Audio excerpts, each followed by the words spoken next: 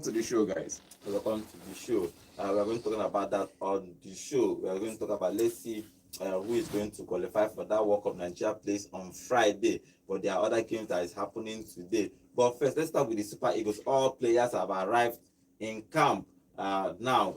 All the players. But if you look at this Nigerian squad, we have already given you the list of players that arrived in camp yesterday. Everybody's in camp now. They have started training today. But if you look at that list, if you look at the whole score, what do you expect our new coach to be doing? Do you expect him to play a defensive game or more attacking game? For me, I thought that when we saw the final call-up list, that it was a little bit playing safe in terms of not a lot of new faces were introduced. I was of the mindset that a new manager brings at least the opportunity of new players who are in better form to come into the side and to be able to help the team evolve, because it's the same set of players, maybe a sprinkle of one or two additions, but not enough fresh look into the team. And we have to make sure that we are not just going to repeat the same formation, the same setup we saw under the previous manager. Under this new guy, I'm sure he's new. I know that he wants to at least maintain status quo, but at a certain point in time, you have to take the initiative to change how we play. So for me, any manager that is going to come in and play us defensive style of football is a no-no for me. I'm expecting us to play attacking football because we have the firepower, and then we should have that defensive spine to close out games and get the results we are looking for. That's all I'm saying, man. Now, so what do you make of our new coach? John don't talk politics. Me, I talk tactics. Eric is a good coach. I've seen him play. We saw when they put one tank of water for the AFCON semi-finals or quarter-finals. We are hoping to carry waterboard around the Super Eagles team. So when they are carrying the medical team, they are carrying water truck along with it. So we can pour in more water to rethink or reboot properly. But I feel like he's a manager that doesn't play attacking football, yet he doesn't play defensive. If you look at the Mali side, the last team he coached, you could see that he plays what we call a balanced football, where you're moving together forward and everybody's it's like massive attack, massive defense. You get, and more of the game is being played in midfield. If you look at the way he set up his teams to play all along. So I just feel like coming to the Super Eagles side now, with the side he has, with the team he has produced, I have a problem with just two players on that list. Okay. Sadiq Umar, what is he still doing on that list? Instead of putting Sadiq Umar on the list, I put Kelechi Iheanacho. He's more productive. He can he can be a utility player because Sadiq is not a utility player. We're saying something about Dresser, who is not on the list. Now, like I said, people on the list first. Then Dresser is scoring goals for fun in the Scottish League, and yet the Super Eagles are not looking at his side. If he now choose to play for Scotland now or any other place, they'll say he's not loyal to the club. I'm just saying, this is a player that is showing numbers every season. He's putting up the work. He's getting the job done. And yet we keep rating the ones that went to Italy, the ones that went to Belgium, the ones that went to the Premier League Division 2. And this guy has relegated with more teams in the Spanish La Liga than any of the players in the squad right now. And you're still putting him on the list. Bro is not good enough for the Super Eagles team. Let us let him down. Let's take him out of the list and bring in somebody else. Let's go back to the players he brought in recently. There are new faces on the list. We saw Nathan Taylor, who is making the list. Thank you very much for bringing him in. We saw some other new players, maybe one or two new players in the list. Thank you very much for bringing them in. At least we have another style of players, not the regular Victor Osimhen, Ademola Lookman, and Chukwueze, and the guy in France, Nantes. You get not Moses Simon. This is a front three that can work. Moses Simon, Victor Osimhen, and Ademola Lookman. At some other point, this is Chukwueze, it's Cyril Dresser, and some other person that could work on a Tantella that could work. You want to play 4-4-2, the Tantella is your man to be a supporting striker. Victor Boniface is your man. I like the way he arranged the team, but I just feel like some players should not be called up because they've not done anything to deserve the call-up. Agreed. Like, even if you look at the goalkeeping department, I'm still carrying placard that Atubolo has not been called up for the nation yet. He's having a phenomenal season over in the Bundesliga, and I think that they should have given him a credible look rather than recycling two other goalkeepers to join Wabali in this call-up. Okay, but let's see what he's going to do. If you are looking at the formation he's played in Mali, because I think that Nigeria should play more of an attacking game, like play more striker. We will have enough strikers to actually play any formation we want to play. But if we start playing it, even though our last two coach, reach the Pesero. final. Yeah, Pesero reach the final of the African Cup of Nations playing defensive football. But I think we should play attacking football. I think that's why they brought him. If you're a manager that wants to explore balanced football, you have your midfield of maybe Wilfred Ndidi, Alexi Wobi, and some other person in midfield. You're sure that Wilfred is covering the defense line. You have you're starting what's called Yusufu. You get of Rafael Onyedika in midfield, Yusuf in midfield, Bashir in midfield. You know, you're sure that Yusuf can go forward and create. Alexi Wobi he can come in for Alexi Wobi, go forward and create. Alexi Wobi can make the runs and join the front four. Now this is the front four I'm calling for you. Why Rafael Onyedika and Wilfred, his youthful enthusiasm and Wilfred Ndidi's experience can partner well. They could be the Partey and Declan Rice. You get in midfield, Rafael Onyedika and Wilfred Ndidi can be the Thomas Partey and Declan Rice in midfield, while Iwobi is the other guard.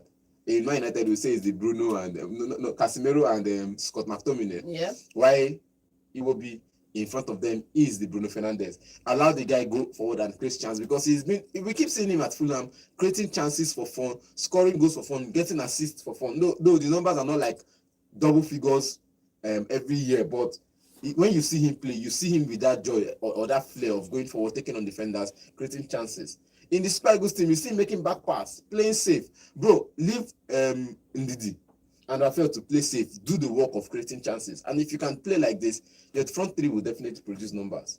Okay, it would be Osibe was talking to the press after the training yesterday. He said that they are going to give everything for them to qualify for the World Cup. If you look at where Nigeria is on the table, even though they are just 4 points behind the first person on that table, they need to win these 2 games anyhow, anywhere. Just win these 2 games and see if the result will go for you in other games. Yeah, it's non-negotiable, the fact that we need to win those 2 games. It's also non-negotiable that we will not accept anything less than 2 wins in those 2 encounters, because we are in a precarious position on the table right now. But I want to look more at the way he's going to set up the team. That's what everybody's curious looking about. at his preferred formation, he plays a 4-3-1-2 formation, which means a 4-4-2. It's just that there is a way he sets up the midfield. It's a diamond. Yes, a diamond in midfield, and then 2 strikers up forward. Fantastic. I like the setup. My question is, who is going to play in which position? And then secondly, what are we going to see on the day? Are we going to see the next step in the evolution of the Super Eagles gameplay, or are we going to see a recline? Because if we look at his numbers are not encouraging. Truth be told, I am still holding out, a carte blanche for him in this Super Eagles, but I'm not really super impressed with his numbers prior to this job. Okay, let's see what he's going to do. I think it's going to be interesting on Friday what he's going to do and how he's going to set up his team.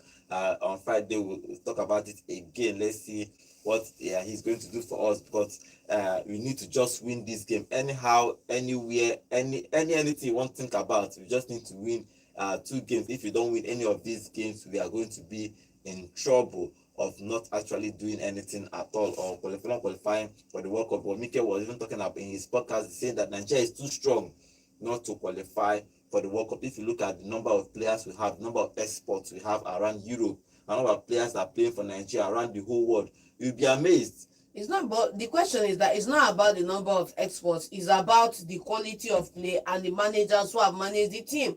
Like, I felt that we took 2 steps back when we moved from the previous manager to the interim that just stepped down for Chelle to come in. I felt that took us 2 steps back. No. At least 2 steps back, at least these people, we see a football that is better than that of Pesero. Let's be honest. We say we took a step back from Gareth Rowe. I can understand that, but from Pesero was not a step back. It was just the same place. We were just. But we were not in the same place. Because look at the records. That's the thing. How many you can say that we did not take 2 steps back, but we did not progress. In life, there's only advancement or entropy. And entropy, you don't need to do work to go into disarray. You just need to stand still. Go look at every untended garden out there. It doesn't remain the same, because life generally moves towards entropy. And if you want growth, you have to keep moving forward. You have to keep walking and going forward. So telling me that you did not go to server, but you maintain status quo. Status quo is entropy, and entropy is waste. That's the reality. I just felt like Jose Peseiro didn't win games enough to get us into the World Cups. Now this man has not won an away game. The interim manager has not won an away game. Now this new manager is coming in with just 2 games left. Let's see if he can win both away games to get us into the World Cups. And this is the problem we have in the Super Eagles team, traveling to get results. Look at the record so far. Whenever we travel, we don't get enough results. We settle for a draw, perhaps we lose. And if Eric can get us the win, if he can, which I'm seeing that he might get just 1 win, if he can get us the wins we need, both of them, I'll be glad. But I just felt like from his records, he could have at least looked inward. There are coaches in the NPFL that could have done good with the Super Eagles team. I disagree. Now we say the players will not earn their respect, but we know that these players plays the NPFL. I disagree because you cannot do what you have not done before. That's the truth about it. Go look at every champion out there. You pick somebody who has done it before, and that person mentors you into doing. Go look at the Agassiz. Go look at we can call even in tennis, even in football. Go look at them. Go look at the Michael Jordan. Look at their coach. Go look at the Kobe. I'll give you a name. Go look at all these guys. I'll give you a name. You can't break a level you've never done before without the guidance of somebody who has done it. And so I feel that Nigeria cannot break that record until we get somebody who has done it. Straight up. We've got someone who has done it. Won the AFCONs 2013. We are not talking about the AFCONs, man. I'm qualified for the World Cups. If the sum of our aspiration is AFCON, then we are 4 men most full. What are we doing here, man? The idea is to qualify for the World Cup, to finish as high up the World Cup as possibly, and to break the record. Look at the record. Is in charge of England. What's the former coach for Tottenham Hotspur? Mauricio Pochettino. He has been in the US, heading that department. He's not coached national team before. And then? Now, they went for him, they took him. Now, if Nigeria can do something different... Is he not a proven winner? Where did he win? Bro. Pochettino. Proven winner. Is Tuchel not a proven winner? I gave you 2 names and you're picking Forget about Pochettino. Tuchel is a proven winner. He won just 1 Champions League with Chelsea. Is that his only club? Dortmund, what's he win for Dortmund? Bro, go look at his records, man. How many win for Dortmund? You're the one that is trying to claim. You're the one that is trying to claim me on the show, John. How many trophies does Tuchel have at Dortmund? How many does he have at Chelsea? How many? Now under in tutelage, Bayern Munich lose last season. Forget about that one because Bayern Munich had other issues in the squad and in the team. I'm just saying, he's a proof. Before you prove, you would have done 3-4 years back to back. And you have not done 3-4 years back to back, so you're not proving at anything. Even Tuchel in the international stage is not a proven winner because he's just a rookie coming in. That's what I'm saying. He's a rookie coming in. And yes. England, the 3 Lions are willing to give him the chance. Thomas Pochettino. He's not unknown. The same thing. He's not unknown. Do you get the point? He's not unknown. He's not a Gerrard coming in from a horrendous career in managing clubs to come and manage the Great 3 Lions. He's not. He is not a Wayne Rooney who has a disastrous management career coming over to manage the 3 Lions. This is somebody who has succeeded at club level back to back to back. No, put that to back to back. No, you have to look at it because you cannot transition. You cannot transition from club football to coaching in an international level without at least some level of success. Eric that is coaching the Super Eagles now did it. Okay. What are his numbers? You can't just jump from. You go carry. John, you went and carried an amateur and gave him the Nigerian job. Jump from club football. That's what I'm saying. I'm saying that this Eric now that is on the job, I am not happy with his appointment because look at his career. He has 0.65 win rates in his matches. Go look at. He hasn't managed over 200 matches since he started coaching. And his best stint at any club or any nation was his time at Mali, just 21 games. He's never played a 200-game season managing one club. And his record overall is poor, shambolic, near to say. But then I said I was going to give him a carte blanche because he's already in the job. Let's see if we can qualify in these 2 games or not. But that does not mean that his appointment is status quo. It is nowhere near status quo at all. No, so what do you think? I don't use English confused. Okay, let's see what it's going to be doing for us on Friday. Nigerian Super Eagles have prepared. They have finished their training yesterday. They are going to be trained today and probably rest before that game on Friday, 5 p.m. On Friday, we'll sit down and talk about that game. Where again, to see if we are going to be winning that game. We have 2 games in just less than 5 days. We'll play 2 games. Let's hope that Nigeria will win. But first, we play Rwanda in Rwanda. So we are now at Rwanda training. So let's see what we are going to achieve, the Super Eagles. But everybody is saying that, even me, I think that we have one of the best squad in the whole world. You know, the Rwandans In have the whole world. the former coach of Rwanda said we should not underestimate the power of the Rwanda. They're a small country, a tight-knit group with a very strong squad.